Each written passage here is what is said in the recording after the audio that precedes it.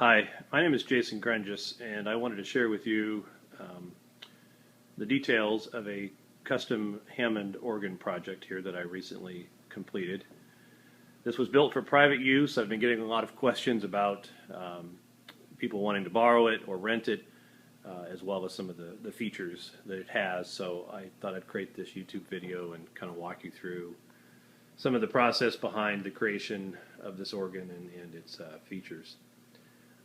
This started as an A105, serial number 29641. That was the donor organ used to create this chop, although chop is probably the wrong word to use. This was not literally a console organ whose bottom half was chopped off, literally, to create the chop. This was rather created by building an entirely custom solid mahogany cabinet for the organ, and then the two manuals and the tone wheel generator were slid into place. The A028 preamp was not reused in this chop, primarily because we had a space and a size requirement that we were going after that the A028 simply did not fit. We also wanted to take advantage of some of the additional features that you could not get from the A028 that some of the Trek 2 products, I'll get to in a minute, provide. One of the features, as I mentioned, about the elimination of the A028 is the width of the organ. Many chops you see are sort of skinny but wide. This one is not so skinny but not so wide either. It is 25 inches in depth from the front to the back, which allows it to slide into a standard SUV and still leave room for a 147 or a 145 Leslie on the other side of the SUV. Most chops you cannot do that, or you're laying the Leslie on top of the organ to get things installed. Of course, the legs you see are modeled, as well as the side contour, after a standard B3 organ. The wheels do lock. They're very high quality rolling as well as locking wheels. They will not rotate or swivel once they're locked, so it makes for a very solid playing condition. Each leg is held on with two bolts, which are easily removable by hand for taking them off and then dropping it onto a specifically modified dolly that allows you to transport then from the stage to your vehicle. On the floor you see the kind of standard setup for those people that use a foot switch Leslie speed selector. That's on the right. The FC7 Yamaha pedal there you see has been modified extensively to provide the full range of expression, not just volume control, but true expression that you would have received out of the standard console 105 and the A028 preamp. If you don't choose to use the foot switch for Leslie selection, there is also the Trek N-block selector here as well. You can use one or the other, but not both at the same time, obviously.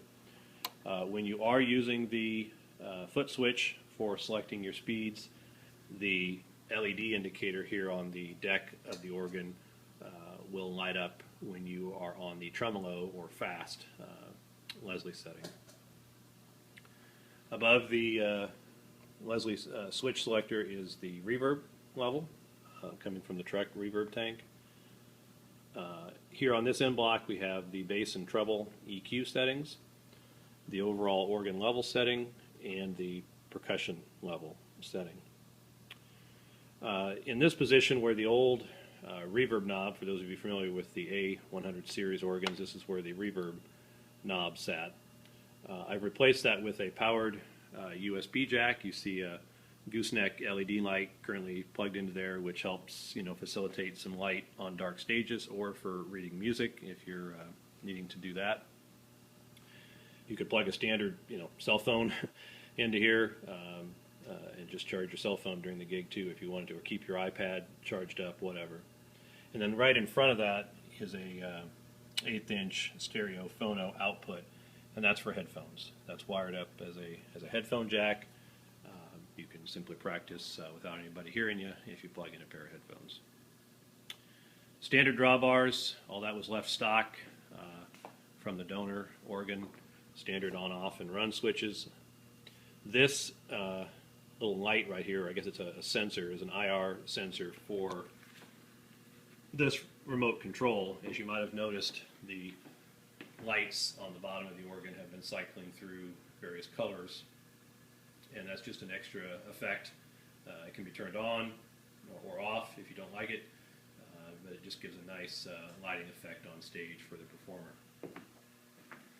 In the back, let me show you finally some of the construction and features that are in the inside of the organ. I'll just shut the lid so we can see the back.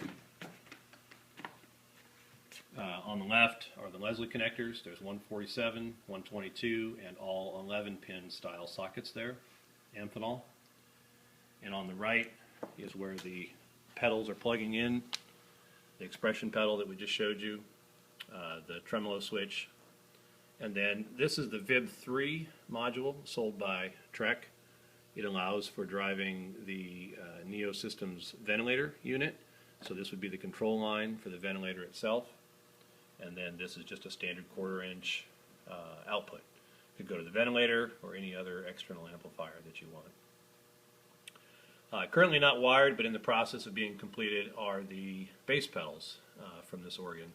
I take the bass pedals off the donor organ and rewire them in such a way that the female side of this connector is attached to the end of the wires so that you can have portable use of pedals as well if that's something that's needed. On the right hand side, just to show you quick, are a couple wheels, luggage style wheels that facilitate sliding the organ in and out of the car very easily. Those are probably the best feature of all on this particular organ. Inside, I'll show you the inside. It just opens up by grabbing the little latch here. You'll notice right away that the LED strip, which is positioned underneath the organ, there's a second strip positioned behind the cleat here on the top. Again, just for visual appearance, some people perform with the backs off their organ, or in this case, the back opened, and so it gives you an extra little visual effect from the inside of the organ. There you see the Trek preamp. Again, that's the SSP-3A, the reverb tank, and the Trek relay box for the 147 switching. The back side of the connectors, so you see the back side of the DB78 connector, which will eventually get wired up to the tone wheel generator for the pedals. Lastly, what I store in here is the little Allen head socket tool for removing the bolts on the legs. That way I've always got it with me and don't throw it somewhere and forget where I put it.